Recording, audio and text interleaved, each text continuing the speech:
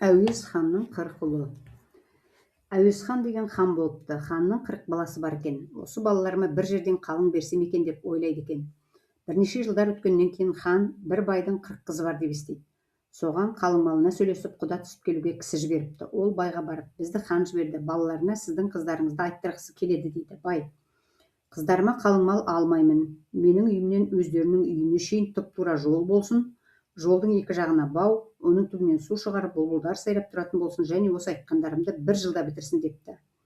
Бұл сөзін кісілер ханға айтып кетті. Хан мұны мақұл көріп 40 баласын шақырып алып, ең кенжесін алып қалып, 39 баласын бірнеше нөкерімен әлгі жұмысты бітіріп келуге жібереді. Балалары бірнеше ай жүріп бітіре алмай келеді. Онан кейін үйде қалған кенже баласы: әке, мені жібер, мен бітіріп келейін дейді.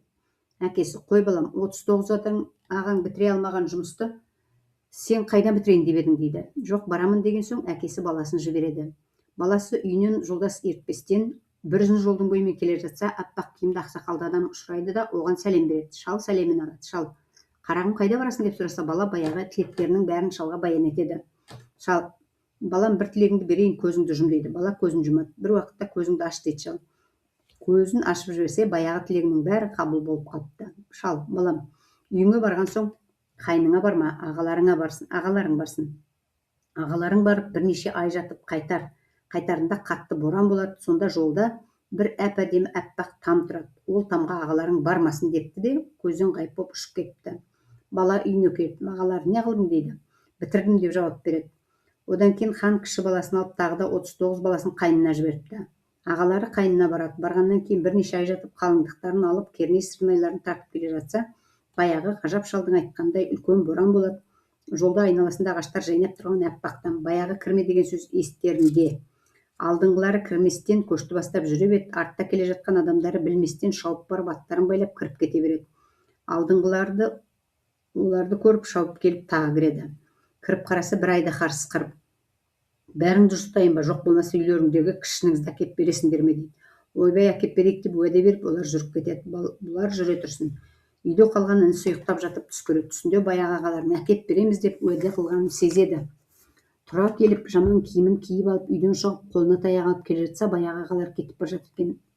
Олардың бұл баламен ісі болмайды. Бұл бала айдаһарға өзі келеді. Келсе: балам, жақсы келдің, арқама мін дейді. Бала айдаһардың арқасына мінеді. Мінген соң: көзіңді жұм дейді айдаһар. Бала көзін жұмады. Жердің бір шетіне қарай бірнеше уақыт жатады. Айдаһар: көзіңді аш, көзіңе не көрінеді дейді. Бала: анау жерде бір ұзын ағаш тұр, ол ағаштың басында бір қыз отыр дейді. Ендеше түс дейді айдаһар. Бала түседі. Айдаһар: сол қызды әкеп берсең, мен сені жұтпаймын, болмаса жұтамын дейді. Бала болады деп жүріп келе жатса, бір түлкінің патшасының аяғы сынып жатыр екен. Бала: мен аяғыңа ем қылайын ба дейді. Түлкі: ем қыл дейді. Бала сынығын орнына салып байлап сипап жүрген екен, түлкінің аяғы жазылып кетті. Түлкі: мына жүнімді ал, мен қай жерде керек болсам, жүнімді бір талын тұтатып жіберсең, дайын боламын дейді.